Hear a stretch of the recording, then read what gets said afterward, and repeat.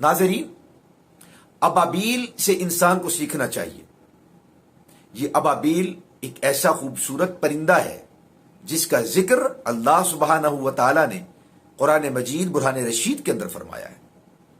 وَأَرْسَلَ عَلَيْهِمْ طَيْرًا أَبَابِيلَ تَرْمِيهِمْ بِحِجَارَةٍ مِّن سِجِّيلٍ فَجَعَلَهُمْ كَعَصْفٍ مَّأْكُولٍ۔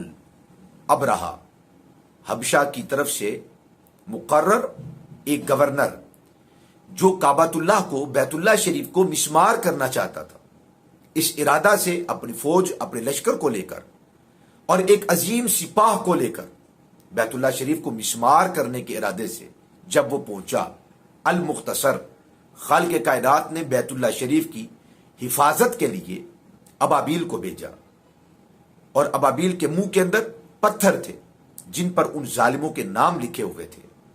جب وہ اس پتھر کو آسمانوں سے، فضاؤں سے چھوڑتے تو جس نام کا پتھر ہوتا اسی ظالم کو آ کر لگتا اور اسے وہیں پر ڈھیر کر دیتا۔ صبح کو لوگوں نے دیکھا تو وہ لوگ، جو عظیم سپاہ اور ایک عظیم لشکر تھا، اس کی کیفیت ایسے تھی جیسا کہ کھایا ہوا بھوسا یعنی فضلہ ہوتا ہے۔ تو اس ابابیل سے انسان کو سیکھنا چاہیے۔ یقیناً اس کے اندر ہمارے لیے بہت سارے پیغامات ہیں۔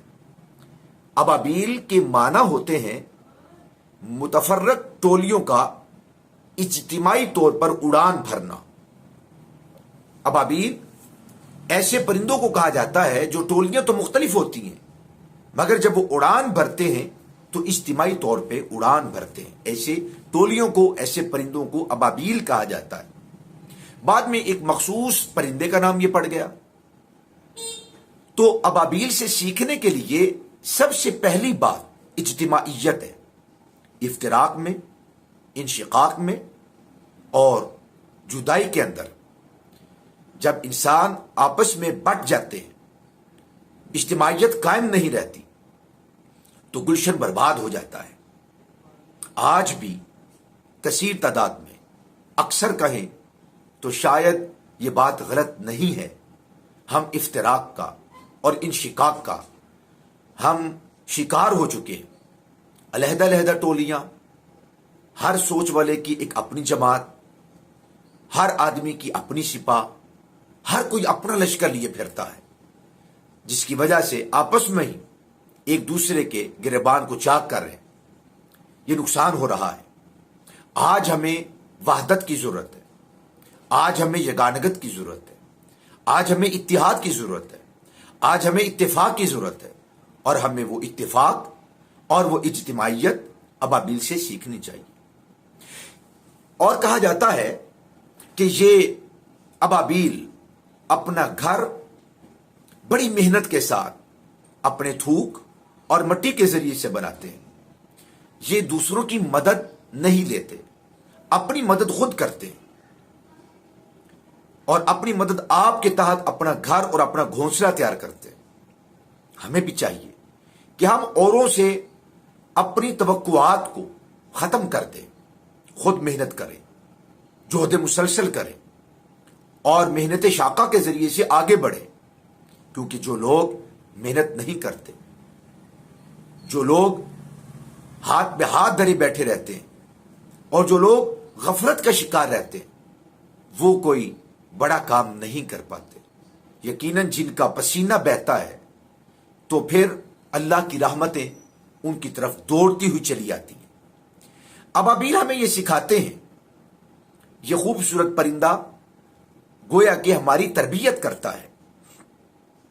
اور وہ تربیت کیسے ہے؟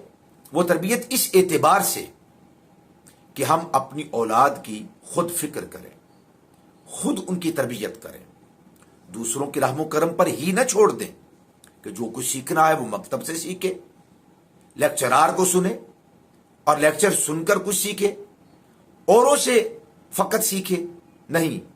ماں اور باپ، والدین کی یہ ذمہ داری ہے کہ وہ خود اپنی اولاد کی پرورش کریں، تربیت کریں، اور انہیں جس طرح ان کے بدن کو پالتے پوستے ہیں، اس طرح ان کی تہذیب اور ان کی اخلاق اور اقدار کو بہتر بنانے کے لیے عملی طور پر وہ از خود اپنی ذات کو نمونہ بنا کر اپنی اولاد کے سامنے رکھیں۔ یہ بھی ہمیں ابابیل سے درس ملتا ہے۔ کہا جاتا ہے کہ ابابیل ندیوں، آبشاروں، کنووں، نہروں، دریاؤں اور پانی کے بڑے بڑے حوض اور تالابوں کے قریب اپنا گھونسلہ بناتے ہیں۔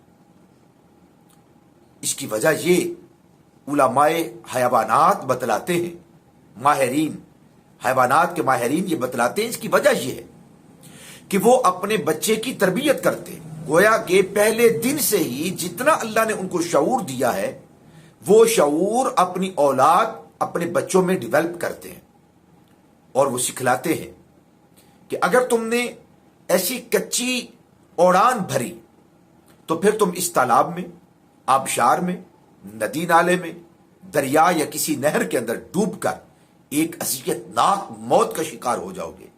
لہذا وہ اپنے گھونسلے سے اگر عام اوقات میں اگر ابابیل 30 مرتبہ دن بھر میں اڑان بھرتی ہے، نر اور مادہ یہ پرندے اگر بھرتے ہیں، تو جب ان کے بچے انڈوں سے نکل آتے ہیں تو یہ اپنے بچوں کی تربیت کے لیے دن بھر میں 3 گنا زیادہ اڑان بھرتے ہیں۔ اگر عام ایام میں 30 مرتبہ بڑھتے ہیں تو اپنی اولاد کی تربیت اور ان کو دکھلانے کے لیے دن بھر میں 120 مرتبہ اڑان بھرتے ہیں، تاکہ بچے اپنے والدین سے سیکھیں اور ایک مضبوط پروان اڑ سکے اور بھر سکے۔ اپنے والدین کو دیکھ کر، اپنے پالنے والوں کو دیکھ کر اور اپنے مشفق مربی کو دیکھ کر وہ ایسی پروان بھرتے ہیں اور ایسی اڑان اڑتے ہیں۔ کہا جاتا ہے کہ کسی نے آج تک ان کے بچوں کو پانی میں ڈوب کر مرتا ہوا نہیں دیکھا، حالانکہ یہ پانیوں کے قریب رہتے ہیں۔